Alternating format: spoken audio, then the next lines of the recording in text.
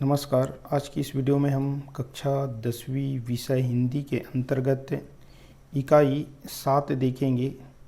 इस इकाई से हमारे पास 1 नंबर वाले 1, 3 नंबर वाले 1, 4 नंबर वाले 1 यानी कुल मिलाकर 8 अंकों के प्रश्न इस इकाई से आएंगे। इस इकाई का विषय वस्तु विविध है।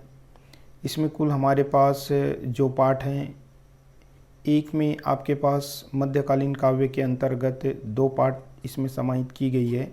क्या क्या? मीरा के पदावली यानी मीरा के कविता, संत दादू दयाल जी की कविता, उसके बाद 7.2 में मैं लेखक कैसे बना, अमृत लाल नागर के बारे में है। उसके बाद है जेब कतरा और एक लास्ट पार्ट रहेगा गोधूली। इनमें से कोरोना के कारण से हमारे पास ये वाला हट चुका है दादू दयाल, और गोधूली हट चुका है। जेब कतरा का तो वीडियो बना चुका हूँ। अब यहाँ पे अपन देखते हैं मीराबाई के बारे में। ठीक है, तो स्लाइड के रूप में आप लोगों को जो भी पढ़ाया जाऊँगा उनका बेस्ट नोट्स मिलेगा, और अधिकांश स्लाइड आपके लिए अच्छे रहेंगे, उसे नोट्स के रूप में ज़रूर लिख लेंगे। व्याख्या किया जाएगा। व्याख्या के दौरान जो भी प्रश्न उत्तर वहाँ पे मिलेगा उनको वहीं पे समझाया जाएगा। व्याकरण, इसमें छंद है जिसके लिए अलग से हमको वीडियो बनाना पड़ेगा और पुराने पेपर को यहीं पे बताएंगे। तो चलिए आगे बढ़ते हैं। हम देखते हैं हमारे पास पाठ है 7.1.1 जो मध्यकालीन काव्य से रिलेटेड है, अर्थात इसका विधा है पद बोला गया है। पद जो कविता विधा है मान के चलिए। कवित्री है मीराबाई। यहाँ पे कवित्री कौन है? मीराबाई, और मीराबाई की ही रचना यहाँ पे है। इनके जीवन परिचय देख लेते हैं। जन्म संवत 1573 में जोधपुर के चौकड़ी नामक गांव में मीराबाई का जन्म हुआ है। ये आपके पास है विक्रम संवत में है, अर्थात 1573। इसको यदि हम ईस्वी सन में लाना चाहेंगे तो 57 माइनस करना पड़ेगा, 57 घटाना पड़ेगा, और 57 घटाने के बाद हमारे पास आ जाएगा, यहाँ पे 1 लाएंगे तो 6 हो जाएगा, और यहाँ पे आपके पास ये 16 और ये हो जाएगा 15। यानी ईस्वी सन में अगर हम देखें तो हमारे पास क्या हो गया 1516। जबकि कंपटीशन एग्ज़ाम के द्वारा अगर हम देखें इनका सही उत्तर तो यहाँ पे गलत है, लेकिन आपके बुक में जो दिया गया है वही मैं समझा रहा हूँ। कंपटीशन एग्ज़ाम में जनरली मीराबाई के जो जन्म है उसके बारे में जब भी बताया जाता है तो सन के रूप में बताया जाता है, सन 1504। सन 1504 ये एनसीईआरटी की बुक के आधार पे कंपटीशन में यही सही होगा, लेकिन छत्तीसगढ़ की बुक के आधार पे आपके पास यहाँ पे संवत क्या दिया गया है 1573, जोधपुर के चौकड़ी नामक गांव में।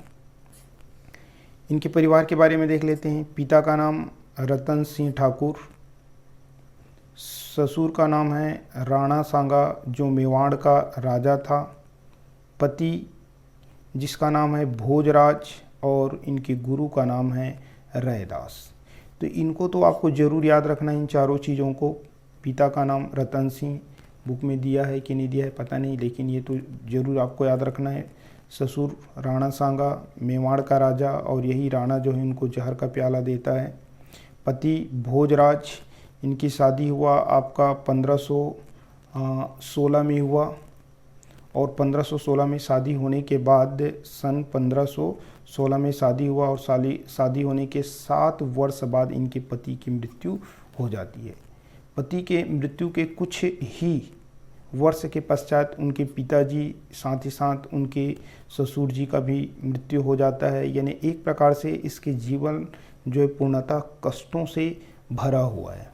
इसी कारण यहाँ पे बोला भी गया है क्या पंत जी के द्वारा, मीराबाई जो है मरुस्थल की मंदाकिनी है, मरुस्थल की मंदाकिनी है, ऐसे करके बोला गया है। तो आपको याद रखना है, इनके पति का नाम भी याद रखना है। खाली स्थान उचित संबंध जोड़ों में आ जाता है भोजराज, और गुरु का नाम है रैदास, या इसी को रविदास भी कह देते हैं। परिवार वालों ने विष देकर मारने की कोशिश की। यानी विवाह होकर जब ये गई भोजराज के यहाँ, 7 वर्ष बाद उनकी मृत्यु हो गई। मृत्यु होने के बाद मीराबाई पूर्णतः भगवान कृष्ण की भक्ति में लग गए। लगने के कारण से लोग लाज त्याग कर ये संतों के साथ रहने लगी। भगवान कृष्ण की भक्ति गीत गाकर वो नाचने लगी, जिसके कारण से इनके परिवार वालों ने इनको विष देकर मारने की कोशिश की। घर वालों के व्यवहार से परेशान होकर ये द्वारिका अर्थात वृंदावन चले गए और अंत तक वहीं अपना जीवन पर्यंत रहे। कृष्ण की भक्ति और प्रेम में वो पूरी तरह से लीन थे। ठीक है, रचनाओं के बारे में देख लेते हैं। गीत गोविंद की टीका। गीत गोविंद की टीका, राग गोविंद, नरसी बाईरो मायरो, ये भी इनकी रचना है। हिंदी और गुजराती के प्रसिद्ध कवियत्री है। जबकि आपके पास मेवाड़ राज्य के बारे में बोला है, यानी राजस्थान की बातें कही गई है। इनकी जो भाषा है आपका ब्रज और मेवाड़ी, ब्रज भाषा और मेवाड़ी भाषा। अंत में द्वारिका अर्थात वृंदावन में भजन गाते गाते रणछोड़ की मूर्ति में विलीन हो गई। यानी अंत में भगवान कृष्ण की जो रणछोड़ की मूर्ति है वहीं पे गाते गाते उसके मूर्ति में विलीन हो गई। इनका शरीर का पता ही नहीं चला। ये अद्भुत घटना मीराबाई के साथ हुआ। पहली कविता देखते हैं। सर्वप्रथम मैं इनका वाचन करूंगा। वाचन करने के बाद कठिन शब्दों का अर्थ आप लोगों को बताया जाएगा। फिर व्याख्या, और व्याख्या के बाद जो भी प्रश्न रहेंगे उनके उत्तर को यहीं पे समझाया जाएगा। पग घुंघरू बांध मीरा नाची रे, मैं तो मेरे नारायण की आप ही हो गई दासी रे। लोग कहे मीरा भई बावरी, न्यात कहे कुलनासी रे। विष का प्याला राणा जी भेज्या, पीवत मीरा हाँसी रे। मीरा के प्रभु गिरधर नागर, सहज मिले अविनाशी रे। यहाँ पे कठिन शब्दों का अर्थ देख लेते हैं। पग यानी होता है पैर, घुंघरू यानी नुपुर, बांध मीरा नाची यानी नाचते हैं, मैं तो नारायण यानी श्री कृष्ण, आप ही यानी स्वयं, दासी यानी सेविका। यानी मीराबाई की भक्ति जो है दास भक्ति थी। यानी भगवान कृष्ण को अपना पति मानकर स्वयं को उनकी दासी मानते हैं। लोग कहे मीरा भई बावरी, बावरी यानी पागल, न्यात यानी रिश्ते नाते वाले अर्थात परिवार के लोग, कहे कुलनासी, कुल यानी कुल का नाश करने वाली। विष का प्याला राणा जी भेज्या, पीवत मीरा हाँसी रे। मीरा के प्रभु यानी मीरा के जो प्रभु है, भगवान है, वो क्या है, गिरधर नागर यानी गिरी को धारण करने वाले अर्थात श्री कृष्ण। नागर अर्थात होता है नगर के जो निवासी हैं, वो सहज यानी सरलता से, अविनाशी जिसका नाश न किया जा सके। इस प्रकार से कठिन शब्दों का अर्थ हुआ। अब व्याख्या देखते हैं। व्याख्या में हमारे पास क्या दिया है। पग घुंघरू बांध मीरा नाची रे। यहाँ पे कवित्री मीराबाई श्री कृष्ण की भक्ति में इतना तल्लीन है, यानी मीराबाई स्वयं श्री कृष्ण की भक्ति में तल्लीन हो जाती है। वह अपने पग अर्थात पैरों में घुंघरू बांधकर नाच उठती है। कवि कहते हैं, यानी मीराबाई स्वयं कहती है कि मैं भगवान कृष्ण की भक्ति में इतना तल्लीन हो चुकी हूँ कि मैं अपने पैरों में घुंघरू बांधकर नाच उठती हूँ। मैं तो मेरे नारायण की आप ही हो गई दासी रे। मीराबाई कहती है कि मैं अपने कृष्ण की स्वयं दासी हो गई हूँ। कृष्ण के प्रति मेरे प्रेम और भक्ति को देखकर, कृष्ण के प्रति मेरे प्रेम और भक्ति को देखकर लोग कहते हैं कि मीरा बावरी अर्थात पगली हो गई है। जबकि रिश्ते वाले, न्यात अर्थात रिश्ते वाले कहते हैं कि मीरा कुल की मान मर्यादा व प्रतिष्ठा का नाश कर रही है।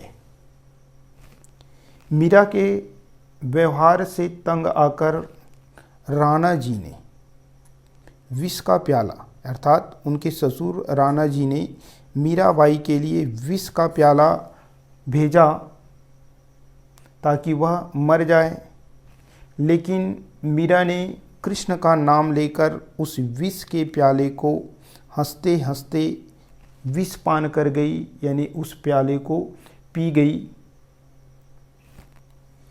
मीरा के प्रभु गिरधर नागर सहज मिले अभी नासी रे। मीराबाई कहती है कि उनके प्रभु श्री कृष्ण हैं, पर्वत को धारण करने वाले, नगर में निवास करने वाले उनके प्रभु श्री कृष्ण हैं, जो अविनाशी है और सहज ही मिल जाते हैं, जो अविनाशी हैं और सहज ही मिल जाते हैं। सरसरी तौर पे अगर देखें तो क्या हो जाएंगे? मीराबाई कहती है कि कृष्ण की भक्ति में मैं इतना तल्लीन हो जाती हूँ कि मैं अपने पैरों में घुंघरू बांधकर नाच उठती हूँ। वे कहती है कि मैं अपने कृष्ण की स्वयं दासी हो गई हूँ। कृष्ण के प्रति मेरे प्रेम को देखकर लोग कहते हैं कि मीरा बावरी हो गई है, पगली हो गई है, जबकि कुल वाले, रिश्ते नाते वाले कहते हैं कि मीरा कुल की मान मर्यादा व प्रतिष्ठा का नाश कर रही है।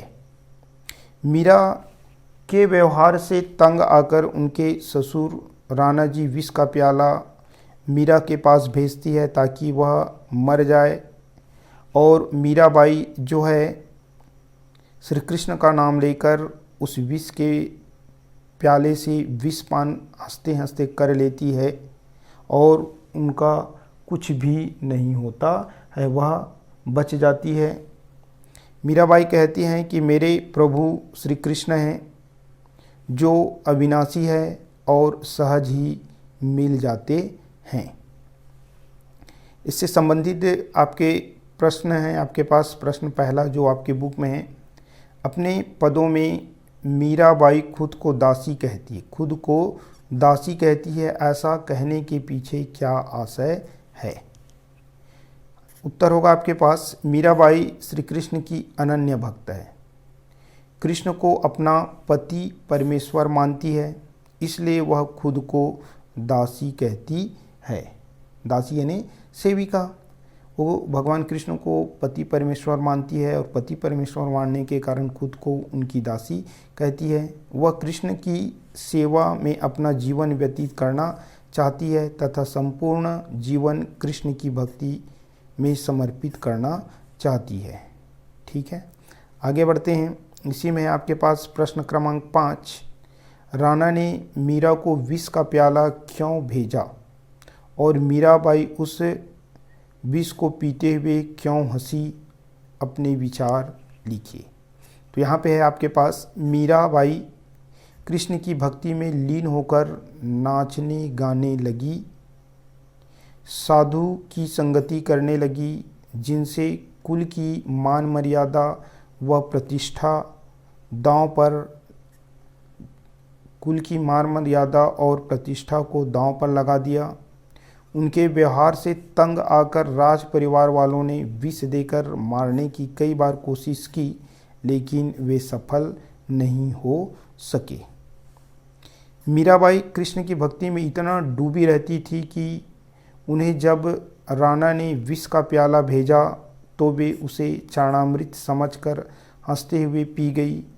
उनकी निश्चल भक्ति का ही परिणाम था कि वह जहर भी उसके लिए अमृत हो गया और वह निष्प्रभावी हो गया। ठीक है, यानी विष का प्याला क्यों भेजा? क्योंकि मीरा जो है साधु की संगति करने लगे थे, अपने कुल की मर्यादा और प्रतिष्ठा को दांव पर लगा रही थी। उनके व्यवहार से तंग आकर उनके परिवार वालों ने विष देकर मारने की कोशिश की, लेकिन वे असफल रहे। उसके बाद उनके ससुर जो राणा जी है, उन्होंने मीरा के पास विष की प्याला भेजा, जिसे वह भगवान कृष्ण की चरणामृत समझकर हंसते हुए पी गई, और हंसते हुए पीने के बावजूद भी विष का उनके ऊपर कोई प्रभाव नहीं पड़ा, और वह विष जो है एक प्रकार से निष्प्रभावी रहा। दूसरी कविता का वाचन करते हैं। पहले वाचन करने के बाद कठिन शब्दों का अर्थ, उसके बाद व्याख्या और इससे संबंधित कोई प्रश्न होगा तो उनको यहीं पे देखेंगे। मैं तो सांवरे के रंग राची, साज श्रृंगार बांधी पग घुंघरू, लोक लाज तजी नाची, गई कुमति ला साधु की संगति, भगत रूप भय सांची, गाई गाई हरि के गुण निस दिन, काल ब्याल सु बाँची, उन बिन सब जग खारो लागत, और बात सब कांची, मीरा श्री गिरधरन लाल सु, भक्ति रसीली जांची। कठिन शब्दों का अर्थ देख लेते हैं। सांवरे यानी सांवले, साजी सिगार यानी होता है सज धज कर तैयार होना, पग यानी होता है पैर, घुंघरू यानी नुपुर, लोक लाज तजी नाची, कुमति यानी होता है बुरी मति, साधु की संगति, भगत यानी भक्ति, सांची यानी होता है सचमुच, गाई गई हरि के गुण निस दिन यानी होता है प्रतिदिन, काल ब्याल यानी होता है काल रूपी सांप, उन बिन सब जग खारो यानी होता है नीरस, और कांची शब्द का अर्थ होता है कच्चा या व्यर्थ। मीरा श्री गिरधरन लाल सु, भक्ति रसीली जांची। सीधे अपन अर्थ में आ जाते हैं। मीराबाई कहती है कि मीराबाई अपने अनन्य प्रेम का वर्णन करते हुए, यानी कृष्ण के प्रति अपने अनन्य प्रेम का वर्णन करते हुए स्वयं मीराबाई कहती है कि मैं तो सांवरे के रंग राची, यानी मैं तो उस सांवले कृष्ण के रंग में रंग गई हूँ। मीराबाई कहती है कि मैं उस सांवले श्री कृष्ण के रंग में रंग गई हूँ।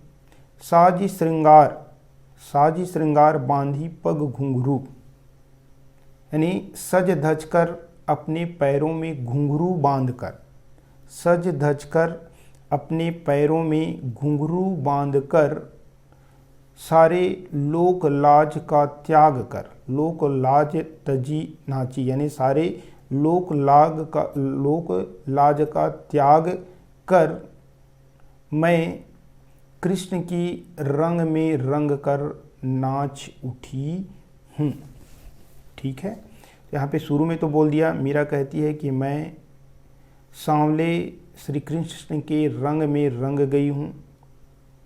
साजी श्रृंगार यानी सज धज कर अपने पैरों में घुंघरू बांधकर, लोक लाज को त्याग कर श्री कृष्ण के रंग में रंग कर नाच उठी हूँ।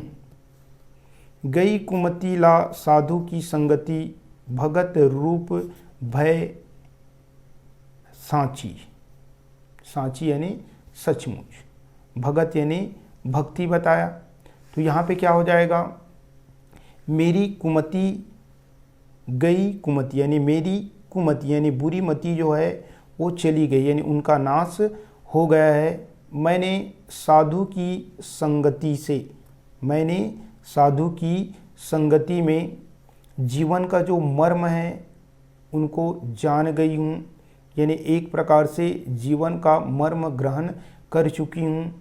और अंततः भक्त रूप भय साची, और मैं वैराग्य धारण कर लिया, यानी सच्ची भक्त के रूप में, सचमुच भक्त के रूप में भगवान के प्रति वैराग्य धारण कर चुकी हूँ।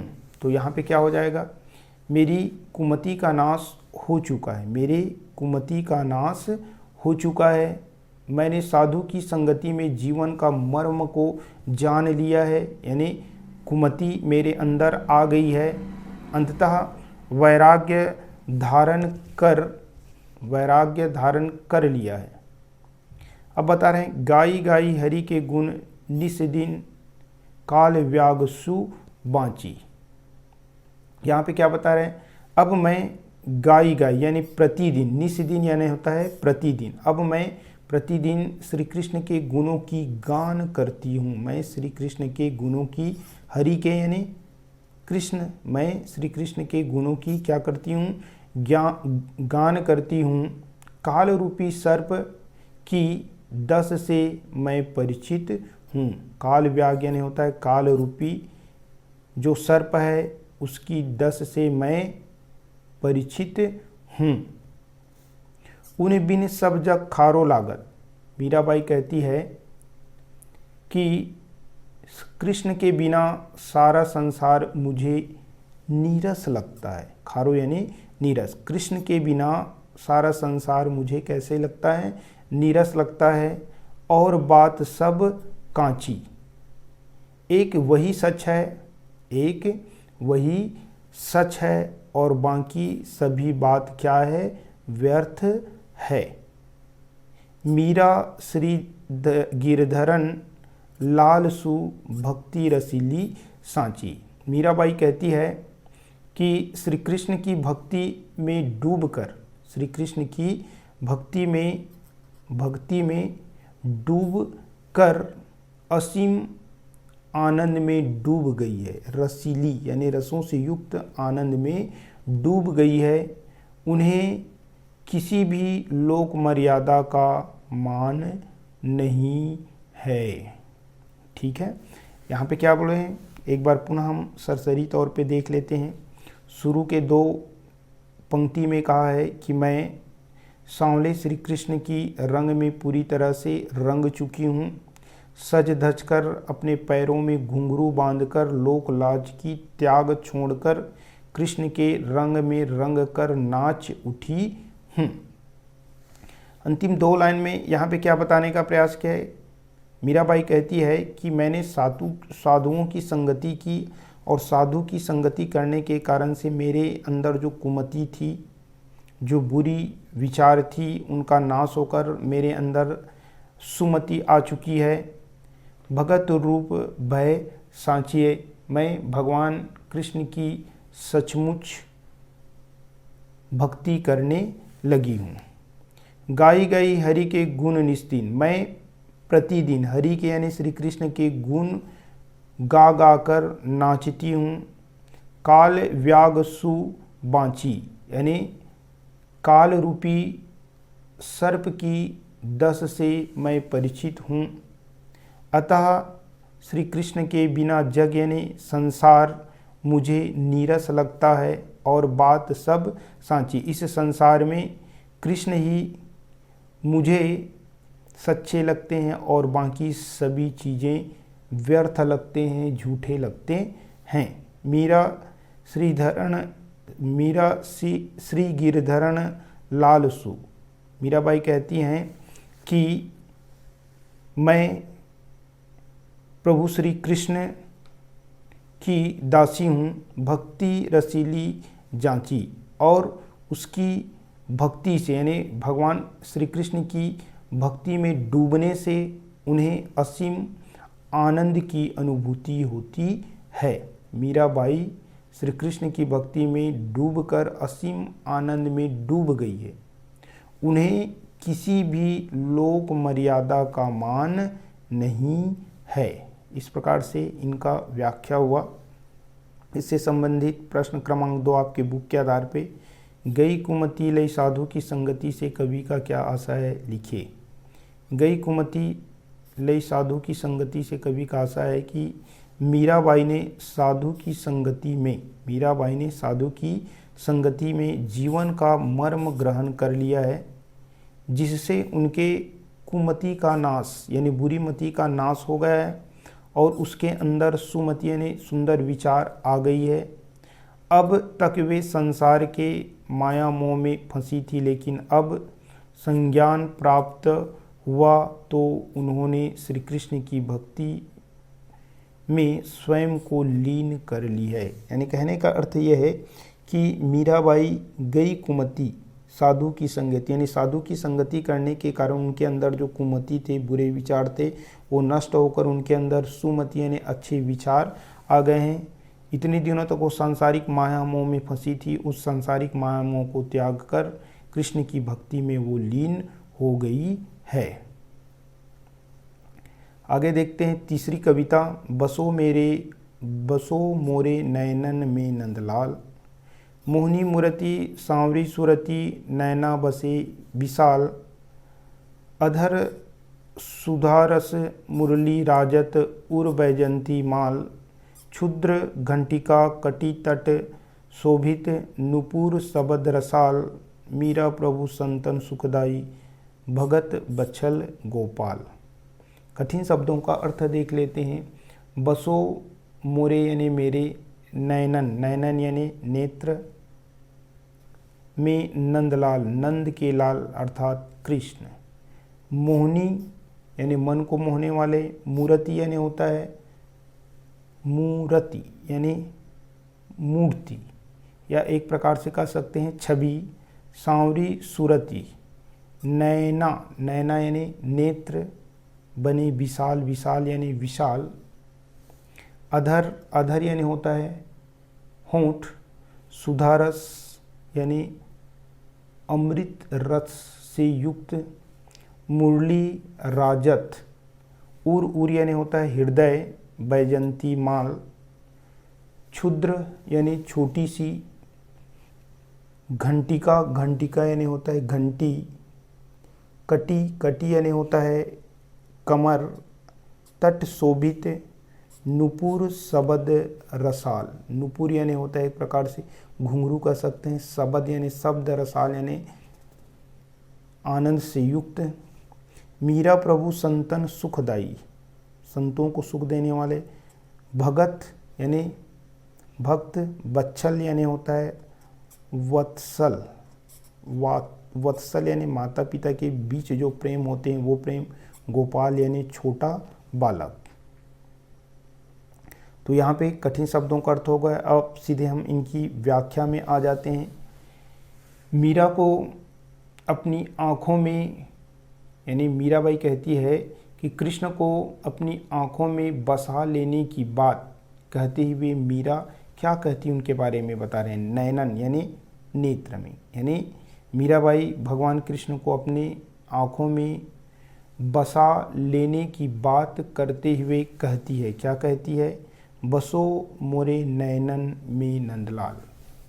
मीराबाई कहती है, श्री कृष्ण तुम मेरी आँखों में बसे हुए हो। नंदलाल यानी कृष्ण, श्री कृष्ण तुम मेरे आँखों में बसे हुए हो। तुम्हारी मोहनी मूर्ति, तुम्हारी मन को मोहने वाले सांवले छवि, तुम्हारे मन को मोहने वाले सांवले छवि, बड़े बड़े नेत्र, बड़े बड़े आँखों वाली छवि मेरे मन में बस गई है। तो दोनों पंक्ति का अर्थ क्या होगा? शुरू में बोलता है मीराबाई कि श्री कृष्ण मेरे आँखों में बस गए हैं। तुम्हारी मोहनी मूर्ति यानी छवि, सांवले सूरत और बड़े बड़े नेत्रों से युक्त छवि मेरे मन में बस गई है। ठीक है। अधर सुधारस मुरली राजत उर बैजंती माल।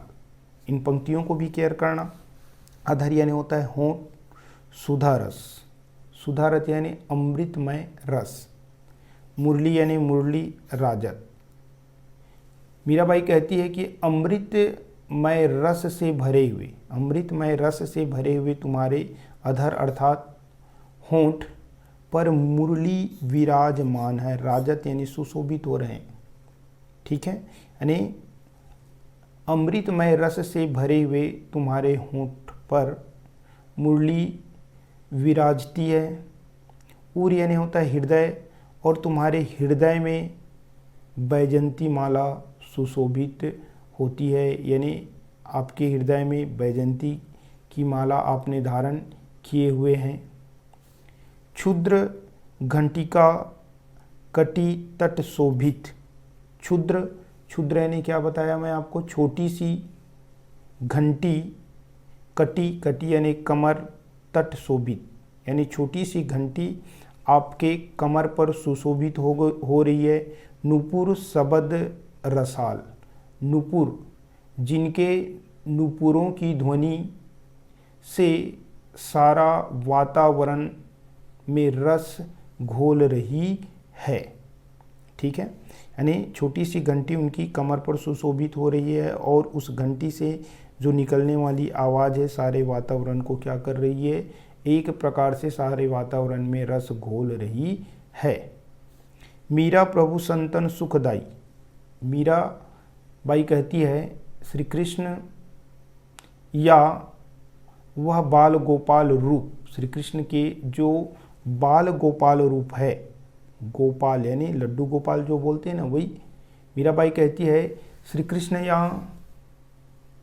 वह बाल गोपाल रूप वत्सल से भरा है जो सभी संतों के हृदय को सुख और आनंद प्रदान करती है। यहाँ पे मीराबाई कहती है श्री कृष्ण का जो बाल गोपाल रूप है वो वात्सल्य से भरा हुआ है जो सभी संतों को सुख और आनंद प्रदान करती है। तो इस प्रकार से व्याख्या व संक्षिप्त में एक बार और देख लेते हैं। मीराबाई कहती है कि श्री कृष्ण मेरे आँखों में बसे हुए हैं।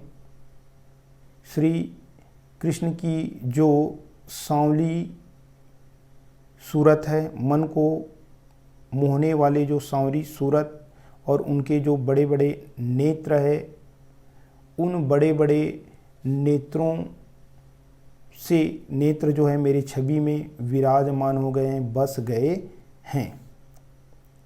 श्री कृष्ण की अमृत से युक्त होठों पर मुरली विराजमान है, उनके हृदय में बैजंती माला सुशोभित हो रही है, कमर में छोटी सी घंटी सुशोभित हो रही है जिनकी आवाज़ से चारों ओर का वातावरण में रस घुल रही है। मीराबाई कहती है कि उनके जो गोपाल श्री कृष्ण यानी भक्त बत्सल यानी गोपाल श्री कृष्ण जो है भक्तों के वात्सल्य के रूप में है, जो संतों को सुख और आनंद प्रदान करने वाले हैं। यानी यहाँ पे सिंपल से अर्थों में जाएं तो शुरू में बोला गया है श्री कृष्ण जो उनके नयनों में नेत्रों में बसे हुए हैं, उनकी जो सांवली मूरत और बड़े बड़े नेत्र रूपी छवि उनके मन में बसे हुए हैं। अब उसके बारे में बोलते हैं कि होठों पे सुंदर अमृत के से युक्त होठों पर मुरली सुशोभित है, हृदय में बैजंती के माला, कमर में छोटी घंटी जिससे निकलने वाले जो शब्द है, जो आवाज़ है, पूरे वातावरण में रस घोल देता है। यहाँ पे बता रहे हैं कि भक्त वत्सल, वत्सल यानी होता है वत्स यानी माता पिता के समान जो प्रेम प्रदान करने होते हैं, माँ और जो पुत्र के बीच संबंध होते हैं, उस संबंध में जो प्रेम होते हैं वैसे ही संतों को सुख प्रदान करने वाले होते हैं, ऐसे इसमें कहा गया है। खाली स्थान में वगैरह में ये भी आ सकता है। यानी उर में क्या है, बजंती माल है ना, उनके अधर में क्या है, मुरली, ये सब चीज़ों को भी आप देख लेना। चौथे वाले में आ जाते हैं, पायो जी महे तो राम रतन धन पायो, वस्तु अमोलक दी मारे सतगुरु, कृपा कर अपनायो, जन्म जन्म की पूंजी पाई, जग में सभी खोवायो, खायो ना खर्च चोर ना लूटे, दिन दिन बढ़त सवायो, सत की नाव खेवटिया सदगुरु, भव सागर तर आयो, मीरा के प्रभु गिरधर नागर, हरस हरस जस गायो। यहाँ पे कठिन शब्दों का अर्थ पहले देख लेते हैं और कठिन शब्दों का अर्थ देखने के बाद हम इनकी व्याख्या देखेंगे। पायजू महे यानी मैंने, मैं, तो राम रतन, राम रत्न रूपी धन पायो, वस्तु अमूलक, अमूलक यानी होता है अमूल्य, सदगुरु, सतगुरु यानी होता है गुरु, कृपा यानी कृपा कर अपनायो, जन्म जन्म यानी जन्म जन्म यानी कई जन्म, की पूंजी पाई जग में सभी खोयायो, खायो ना खर्च यानी खाने से खर्च नहीं होता, दिन दिन यानी प्रतिदिन, यहाँ पे केयर कीजिए, जन्म जन्म, दीन दीन, हरस हरस, इसमें पुनरुक्ति प्रकाश अलंकार है, साथ ही साथ अनुप्रास अलंकार भी है। सत की नाव खेवटिया सतगुरु, सत यानी सत्य, खेवटिया यानी नाव खेने वाले, सदगुरु, भव सागर तर आयो, भव सागर यानी संसार रूपी सागर, तर यानी होता है पाट या तट बोल सकते हैं। मीरा के प्रभु गिरधर नागर, हरस हरस जस गायो। ठीक है, अब यहाँ पे देख लेते हैं, कठिन शब्द तो हो गया, अब अपन व्याख्या देख लेते हैं। व्याख्या में क्या बताने का प्रयास किया है, मीरा बाई राम रतन रूपी धन प्राप्त होने के बाद कहती हुई यहाँ पे बताती है, क्या बताती है, पायो जी मैंने राम रतन धन पायो। मीराबाई कहती है कि मेरे सदगुरु, मारे सदगुरु कृपा कर अपनायो। मीराबाई कहती है कि मेरे सदगुरु की कृपा से, मेरे सदगुरु की कृपा से राम रतन रूपी अमूल्य, अमूलक यानी अमूल्य धन प्राप्त हुई है। ठीक है, मीराबाई कहती है कि मुझे मेरे जो सतगुरु है उस गुरु की कृपा से राम रतन रूपी अमूल्य धन की प्राप्ति हुई है। जन्म जन्म की पूंजी पाई जग में सभी खोयायो। मीराबाई कहती है मैंने कई जन्मों तक जितना भी पूंजी प्राप्त की थी वो सारे पूंजी जो है, वो सारे धन संपत्ति जो है जग में यानी संसार में खो गया। सारे संपत्ति जो है इस संसार में खर्च हो गया, मुझे कुछ भी प्राप्त नहीं हुआ। अब बता रहे हैं, खायो ना खर्च, खायो ना खर्च, चोर ना लूटे, दिन दिन बढ़त सवायो। लेकिन मुझे राम रतन रूपी जो अमूल्य धन प्राप्त हुआ है, ये एक ऐसी धन है जिसे आप जितना खर्च करो तो वो समाप्त नहीं होता। चोर ना लूटे यानी चोर जिसे लूट नहीं सकते, चुरा नहीं सकते। प्रतिदिन बढ़त सवायो, प्रतिदिन खर्च करते जाएंगे तो वह सवा गुना बढ़ जाता है। सत्य की नाव खेवटिया सतगुरु, सत्य की नाव खेवटिया सतगुरु। यहाँ पे मीराबाई कहती है कि सत्य की नाव खेकर, सत्य की नाव खेकर सतगुरु जिसके नाविक थे, मैंने इस संसार रूपी, संसार भवसागर यानी संसार रूपी सागर को पार कर लिया है। मीरा के प्रभु श्री कृष्ण है, मीरा के प्रभु श्री कृष्ण है, यह खुशी से मैं बता सकती हूँ। हरस हरस यानी खुशी से बता सकती हूँ। उनकी प्रशंसा गाने में मुझे कोई संकोच नहीं है। जस यानी प्रशंसा गाने में मुझे कोई संकोच नहीं है। अब दो लाइन को एक बार और प्रयास करते हैं। शुरू के 2 लाइन में मीराबाई कहती है कि मैंने अपने जो सतगुरु है, मेरे जो गुरु हैं, उनकी कृपा से मैंने एक राम रतन रूपी अमूल्य धन पा लिया है। गुरु की कृपा से राम रतन रूपी अमूल्य धन की प्राप्ति कर ली है। मैंने अपने जीवन में जितना भी धन संपत्ति कमाया था वो सारे धन संपत्ति को इस संसार में खो दिया, लेकिन सदगुरु की कृपा से जो राम रतन रूपी धन पाया है, उस राम रतन रूपी धन की विशेषता है, उसे मैं जितना खर्च करता हूँ तो वो खर्च नहीं होता, उसे कोई चोर चुरा नहीं सकता और प्रतिदिन खर्च करने पर वह 1.25 गुना बढ़ जाता है। आगे कहते हैं सत की नाव खेवटिया सदगुरु भव सागर तर आयो।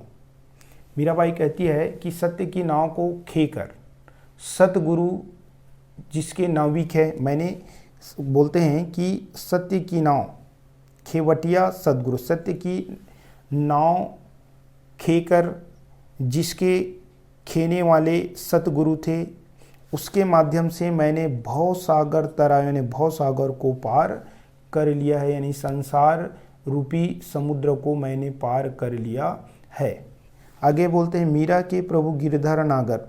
मीराबाई कहते हैं कि मेरे प्रभु कृष्ण है, मेरे प्रभु श्री कृष्ण है, यह सुखी से मैं बता सकती हूँ, हरस हरस मैं यह खुशी खुशी बता सकती हूँ, और उसके जस यानी उसके प्रशंसा गाने में मुझे कोई जस यानी प्रशंसा गाने में मुझे कोई संकोच नहीं होगा। चलिए आगे देखते हैं। प्रश्न क्रमांक 4, राम रतन धन को जन्म जन्म की पूंजी कहने का क्या आशय है, स्पष्ट कीजिए। राम रतन धन को जन्म जन्म की पूंजी कहने का आशय है कि मीरा ने जो राम रतन रूपी धन पाया है उसे पाकर स्वयं को धन्य मानती है, क्योंकि जन्मों से उनकी अभिलाषा थी कि वह पूंजी संसार में सब कुछ खोकर प्राप्त कर लिया है जो उसके साथ जन्मों तक रहेगी। यानी संसार में जितनी भी चीज़ें हैं उन सारी चीज़ों को खोकर उन्होंने राम रतन रूपी धन प्राप्त किया है, अमूल्य धन प्राप्त किया है जो जीवन भर उनके साथ रहेगी। अतः मीरा का जन्म सार्थक हो गया है। उसके बाद है प्रश्न तीसरा, आपके बुक के आधार पे मीराबाई को जो अमोल वस्तु मिली है उसके बारे में क्या क्या बता रही है, अपने शब्दों में लिखिए। मीराबाई को राम रतन रूपी अमोल वस्तु मिली है जो उसे सदगुरु की कृपा से प्राप्त हुआ है। संसार में अपना सब कुछ खोकर उन्होंने जन्म जन्म की पूंजी प्राप्त की है। यह ऐसी पूंजी है जिसे ना खर्च किया जा सकता है, ना चोर चुरा सकता है। इसे जितना खर्च करो यह उससे 1.25 गुना ज़्यादा बढ़ जाता है। अभी जो व्याख्या किया है उसी के आधार पे है कि उनको राम रतन रूपी अमूल्य वस्तु मिली है जिसे उनके सदगुरु ने दिया था, और जन्म जन्म की पूंजी इसे प्राप्त कर ली है, और संसार में जितने भी पूंजी थे वो सब खर्च हुए हैं। और ये जो पूंजी जो मिला है राम रतन, वो ऐसा पूंजी है जो जितना भी खर्च करोगे तो खर्च नहीं होता, चोरी से चुरा नहीं सकता, और जितना खर्च करते जाएंगे तो प्रतिदिन वो 1.25 गुना बढ़ जाता है। कहने का तात्पर्य है कि मीरा ईश्वर की भक्ति में स्वयं को तल्लीन कर लिया है। ईश्वर के शरण में आकर अपनी शुद्ध बुद्ध खोकर अपने जीवन को सार्थक कर लिया है। चलिए क्वेश्चन आंसर देख लेते हैं सन के आधार पे। यहाँ पे 18 में तो नहीं आए हैं। 18 के बी सेट में गई कुमति लई साधु की संगति से कवि का क्या आशा है, इनको तो मैं समझा चुका हूँ। फिर अपन आगे बढ़ते हैं। व्याख्या आया था क्योंकि 4 नंबर के यहाँ से आना है, तो बसों मेरे नैनन में नंदलाल वाली पंक्ति ये एक साल यानी 19 के तीनों सेट में ए बी सी में व्याख्या के रूप में आया था। उसके बाद है आगे देखते हैं जेब कतरा से रिलेटेड, इसमें भी कुछ भी नहीं, लेकिन 4 नंबर का तो सब में ही रहेगा, ये मान के चलिए। फिर आगे बढ़ते हैं मीरा के आराध्य कौन थे, श्री कृष्ण, 4 विकल्प वाले में से आया था। उसके बाद मीरा को जो अमोल वस्तु मिली है उसके बारे में वह क्या क्या बता रही है, अपने शब्दों में लिखिए। ये 4 नंबर में आए हैं, सभी सेट में रहेगा ये। उसके बाद इसमें और नहीं है। इस प्रकार से ये पाठ पूरा हो गया हमारे। अगर वीडियो आपको अच्छा लगे तो लाइक करें, अपने दोस्तों को शेयर करें, सब्सक्राइब करेंगे तो मेरे द्वारा जो भी वीडियो भेजा जाएगा वो आपको जल्द ही मिलेगा। पुनः वीडियो देखने के लिए आपको बहुत बहुत धन्यवाद।